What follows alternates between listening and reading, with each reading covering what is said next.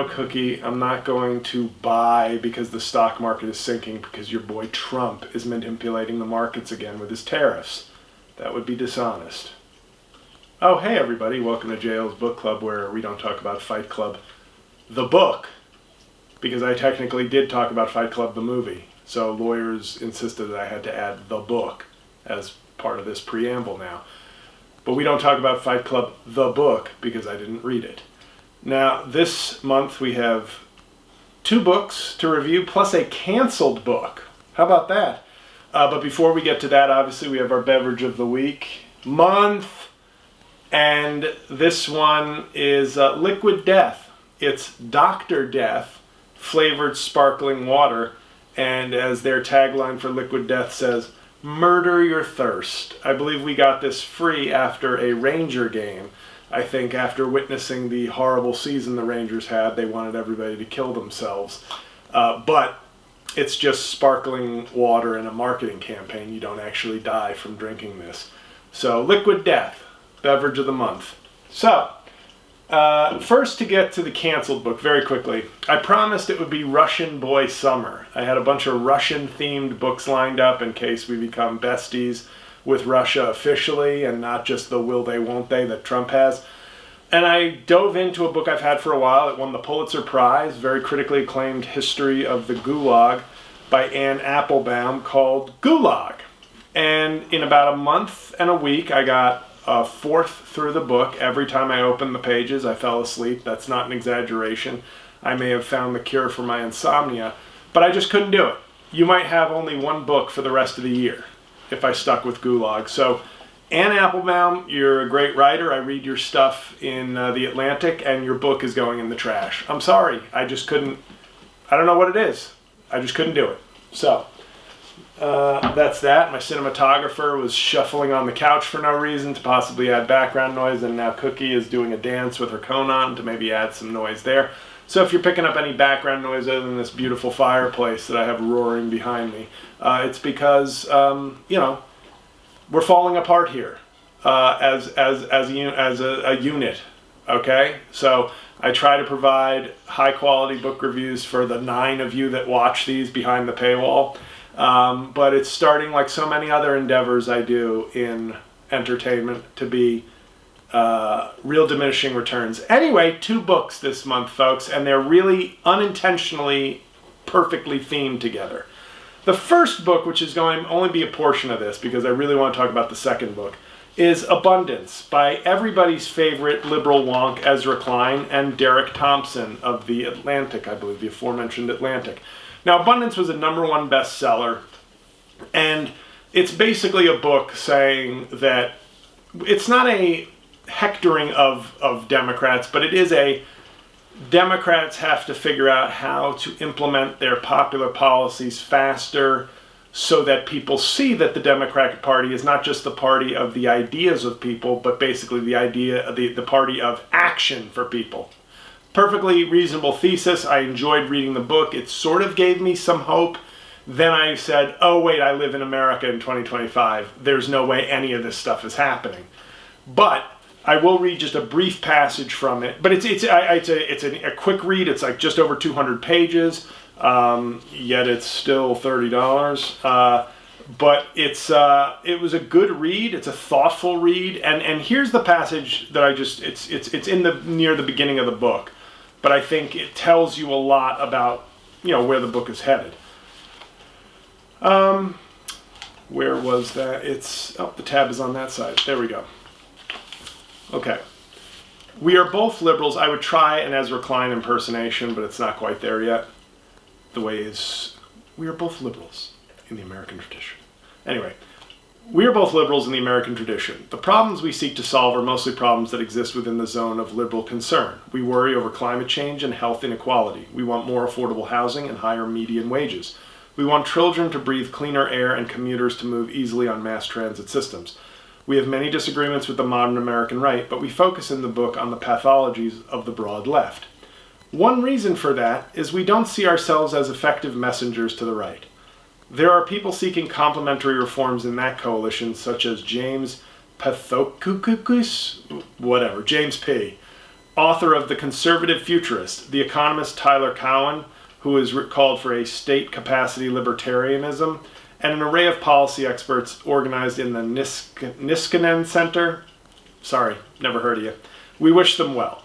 But we focus on the left for larger reasons. This book is motivated in no small part by our belief that we need to decarbonize the global economy to head off the threat of climate change. To the extent that the right simply does not believe this, and in America at least it does not, it strikes us as naive to describe the policies that would help Republicans build green infrastructure faster. It is folly to expect a coalition that does not share our goals to do the work to achieve them.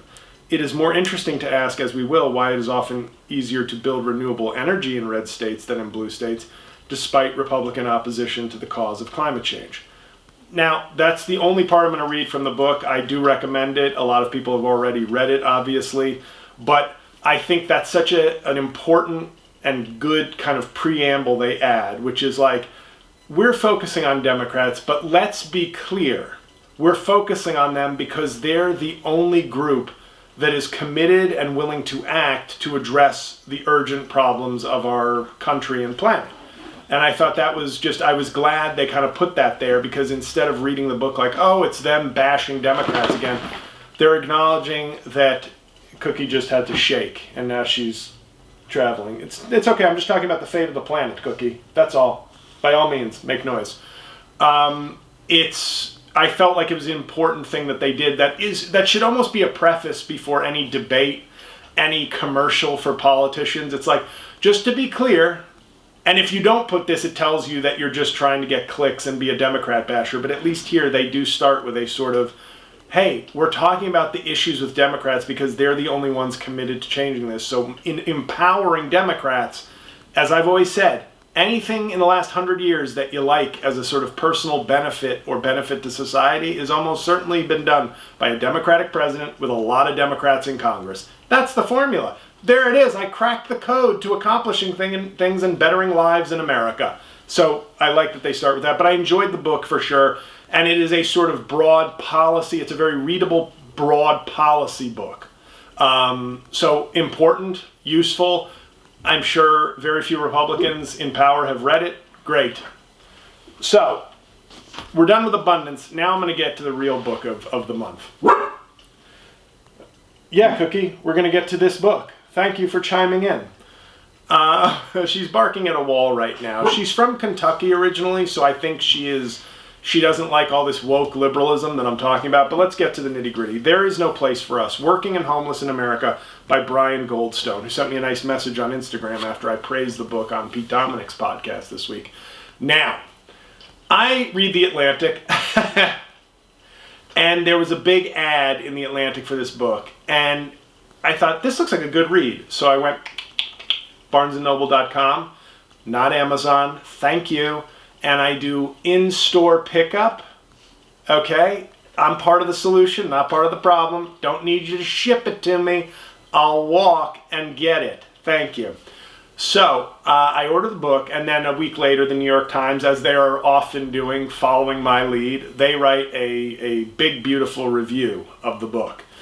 So I dig into this book, and it follows 5 families in Atlanta who are, and as the title suggests, working and homeless, okay? Not chilling, being a drain on society, having poor values and homeless. It's working and homeless. Now, the second review I ever did for this esteemed book review show was Invisible Child by Andrea Elliott. And I confirmed with my sister-in-law who worked at the Times, it's Andrea, not Andrea. And I said, that's the only knock against her, in my opinion. People who name their kids Andrea, they're just asking for trouble. You may find this funny from a man named Jean-Louis Cauvin, but my father was Haitian. It's not an annoying name in Haiti. It's just an annoying name here, where everybody says Jean Louis. And I'm like, ma'am, you're Dominican. Your people share the island with Haiti. Can you not say Jean-Louis? Thank you. But her book focused, as I talked about in that review, on a child, Dasani. And I remember the articles. She won the Pulitzer for that once again. I gave it a glowing review. 6 months later, she won the Pulitzer. I don't know, thought leader, maybe. She said in her notes, either the preface or the afterword, she focused on a child in her reporting and before the book because she thought You're trying to reach not just Democrats who care, but Republicans who don't. And you kind of want to make them walk the walk when they say, well, adults, it's personal decisions and values and drugs, and we can't trust them. Well, when it's an 8-year-old or a 10-year-old child, you can't really go on the, just pick yourself up by your Velcro bootstraps, pack up your lunchbox, and get a job, kid.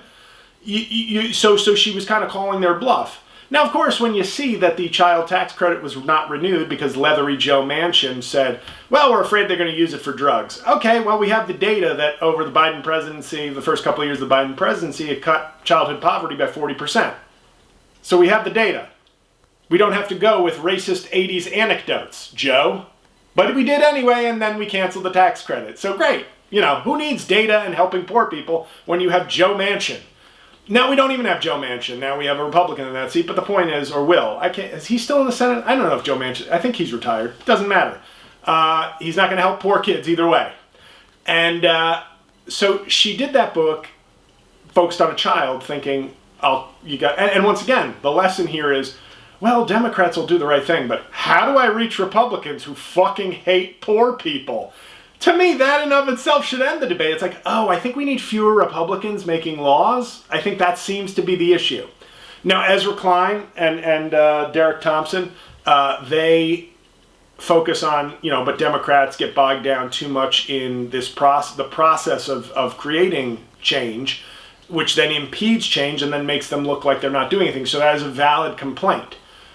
But when it comes to a child tax credit and helping poor kids, you don't need environmental approval and processing and permitting and all these other things. You need a few fucking Republicans to say, yeah, poor kids should eat too. And now instead we have the big beautiful bill, which is set to cut $1.1 trillion, according to Ezra Klein on his podcast, sourcing, $1.1 trillion in food stamps and Medicaid. Guess how much money the top percent of the country will gain in tax relief? 1.1 trillion. Isn't that crazy how it works out? Like, give me those food stamps, kid. I got to get a third home. So that's America. If I sound radical left, those are the facts. Sorry that the facts, as Stephen Colbert would say, have a notorious liberal bend. But I buy this book and I get into it and I'm fucking in it as I'm reading this book. It's incredible reporting. Abundance is the academic version, and this is like the on the street, nitty gritty. This is how it's affecting people's lives. It is so comprehensive, so well written, so personal, and yet weaves policy decisions, laws, greed. Private equity makes an appearance here, of course. Wherever things are fucking up at a faster rate, some private equity people have gotten involved. And instead of eat the rich, can we go eat the private equity? Why don't we tailor it a little bit more and go after like private equity instead of the rich? Private equity seems to be the tip of the shitbag rich spear. Anyway, follows these 5 families, and they're different. There are different families. I'm going to be honest, just to preface this. There is, and this is not the writer/reporter's doing, but because I am a comedian, I feel like there needs to be a little levity once in a while. And there is a theme a little bit where you're seeing from a lot of the majority of the situations you see in this book, there are good examples of men working, earning, fighting for their families, doing the right thing. There is a little bit of some of these ain't shit men are kind of accelerating some of the problems that some of these families are going through. But that said, people, homelessness is a choice. And I was proud. I talked about this book on Pete's podcast before I finished the book. I had like 70 pages left. So I was happy to anticipate some of the things. But this idea of homelessness is a choice. Everybody always says, well, you've made bad choices. You've made bad choices. The choices you've made. How did you end up there if you're a good person? Wouldn't you have family? Wouldn't you have this? I've heard these from really wretched people throughout my life. And it is a thing of choices. It's really a thing of choices of government. Like, there are cases in this book where you're reading and going, oh, they reclassified their building. So now they're homeless. They weren't homeless, but now their building can be sold to a big real estate company and rebranded as part of a revitalization project. And I wish I had here's what I'm going to say. There's very few books I've just said, go get this. This is both a great read and as important a book as I've fucking read on this esteemed review show. If you don't go and buy this book, what am I doing here? This is not just an important and good read. It's an important book for our fucking society. I know that I don't know if I could endorse a book stronger, but as I'm reading it, you're just going, oh my God, we have levied so many things in the way of poor people, and especially poor black people. Sorry to get DEI there, but know your history, know your policy. But he chooses Atlanta, as far as I know, because from the book, I think because it was one of these like hot cities that was really supercharged and turning around and becoming like a cosmopolitan hot real estate market and all this up and coming stuff and Tyler Perry Studios and all this stuff. And you see the costs of that. You see briefly, Trump kept touting the opportunity zones that he did with his, his token friend, Tim Scott. Whereas the opportunity is not for the people who live there. The opportunity is like, good news, we found a poor place, and we're going to make it rich and get them the hell out of here. So investors, people who want nicer places, we found an opportunity for you. We're going to zone them out, and you're going to get an opportunity. But what if we call it an opportunity zone and fool some black men into voting for Trump? Sound good? Great.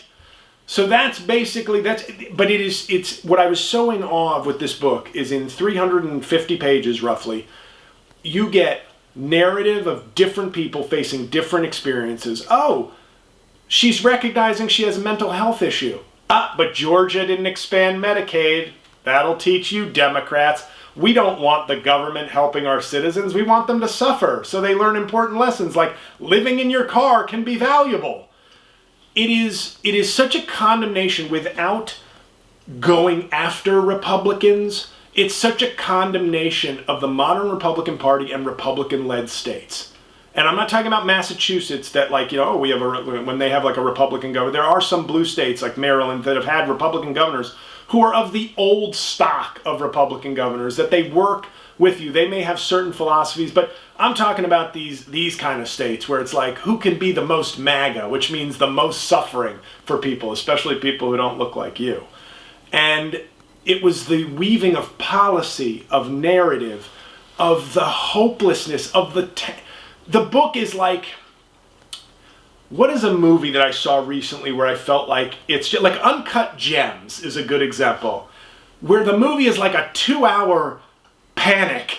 And that's a credit to the filmmakers, but it's just like, holy shit, like I'm in a fucking race against time and somebody's gonna die and what the fuck is happening? Yikes. That's all these people's lives.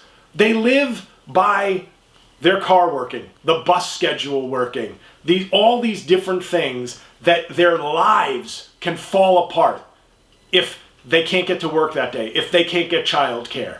Their lives can fall apart. And once again, working and homeless. So, and I've often said, I remember when people were talking about raising the minimum wage, which by the way in Georgia is still $7.25, I believe. Good job, Georgia, as always. It's $20.25.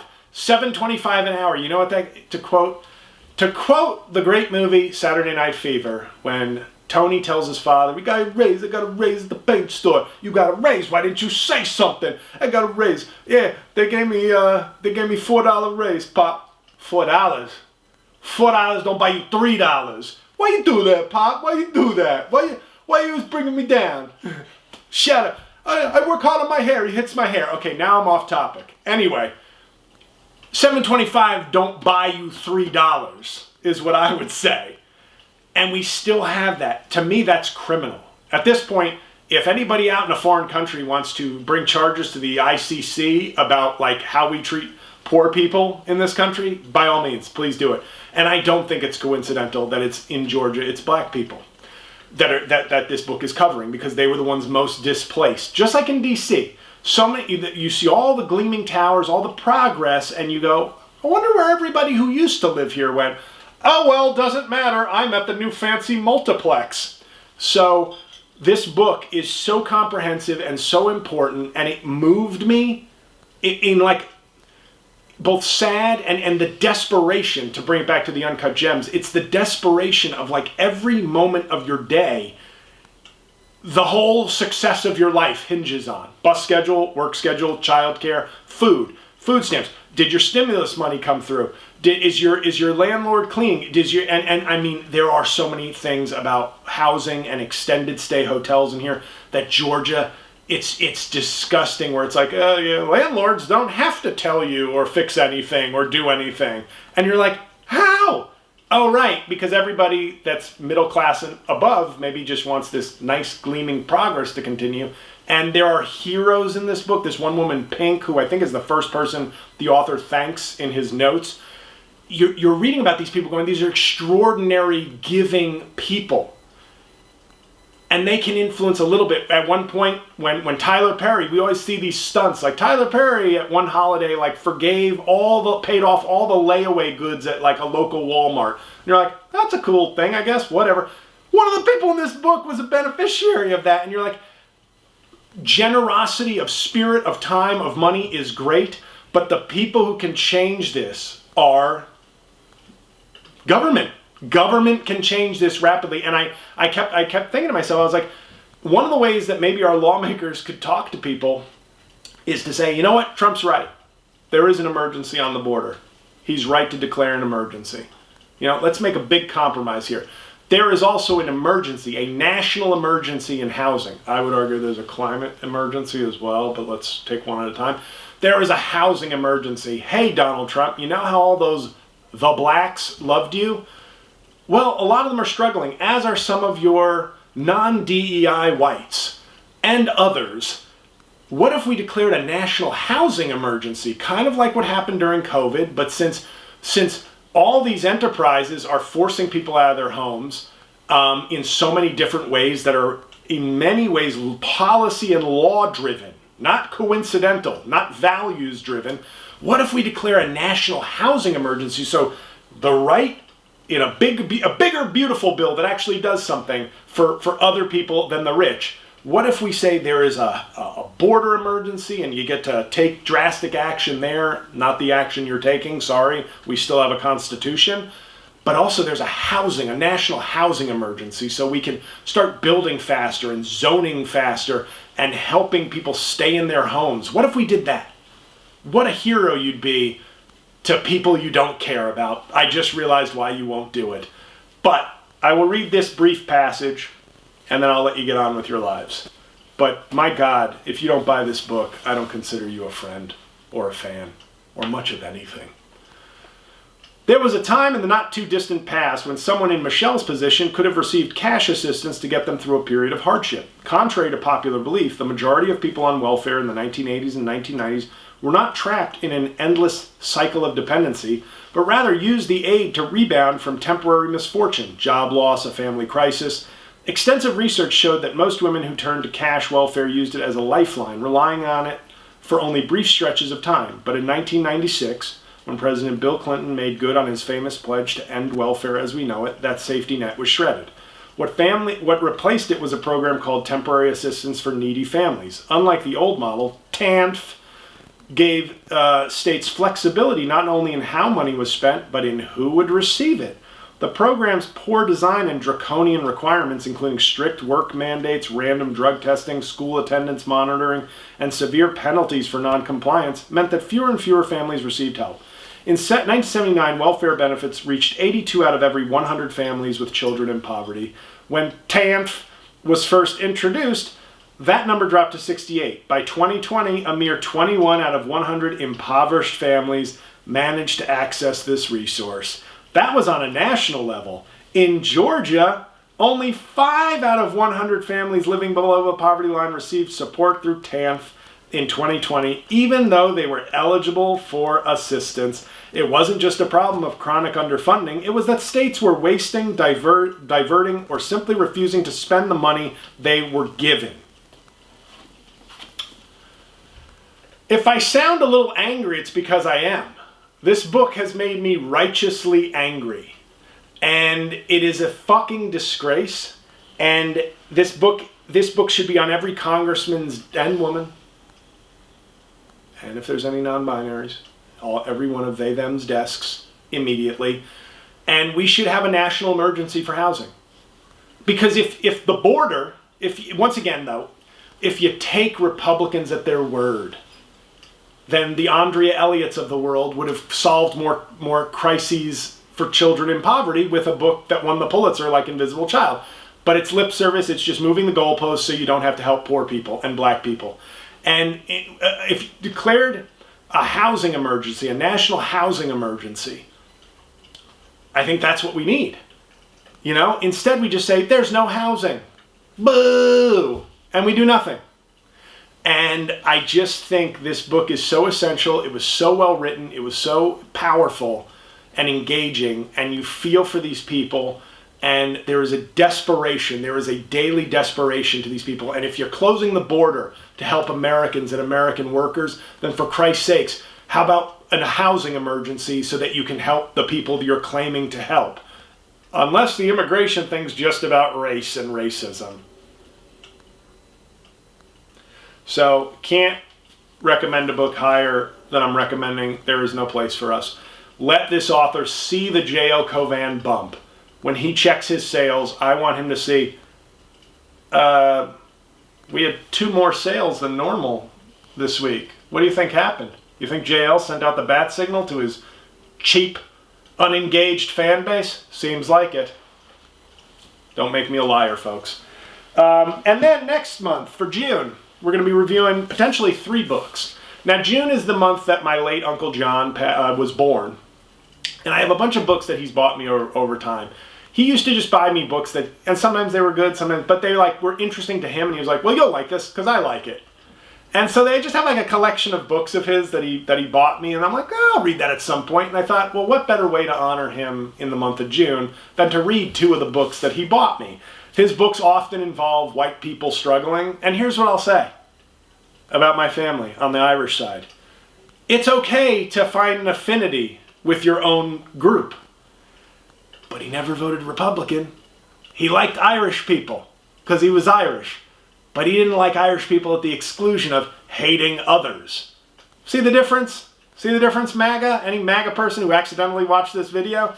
So the first book will be In Harm's Way about the USS Indianapolis. Now we just saw, me and my cinematographer, saw a comedy play about the making of Jaws. And the famous monologue in that for Robert Shaw is about the USS Indianapolis sinking. So I said, I think my uncle got me a book on that, like 10 years ago, 12 years ago. But Uncle John, we're getting to it now.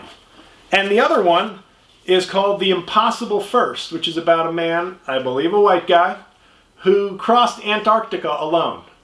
So we're going to be really reading about the struggles of white dudes in June in honor of my uncle. And then a book my brother got me for my birthday, which was in April, thanks to those of you who acknowledged it and to those of you who didn't.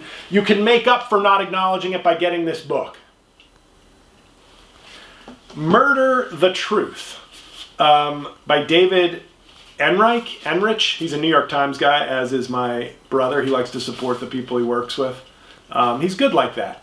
He's like the opposite of my fans. He's like, oh, I'm not even a fan. I work with you. I'll support what you do. My fans are like, do you have anything for free that I can ignore? Perfect. That's the level of engagement I want. But it's called Murder the Truth. Fear, the First Amendment, and a Secret Campaign to Protect the Powerful. Ooh. So these are the 3 books I'll be reading this month. I am reading Original Sin, but I'm not going to offend any of you by reviewing that Jake Tapper filth. I'm sorry that I like to keep up on current events and the zeitgeist, and once in a while hearing bad news about my guy because I am a Biden guy, but you know what? I'm a cultural commentator, a political commentator, a thought leader, if you will, so I got to know what's out there. It's not like I'm reading Mark Levin books from Fox News. So that's it. I hope you take my words to heed. I hope the book sells great. It's just a real powerhouse. And both of them are really good, but we need a national emergency for housing. That's what I came up with from that book. And maybe I'll be able to do something about it one day. All right, guys. That's been this month's JL's Book Club. And remember, books, they're like documentaries for smart people.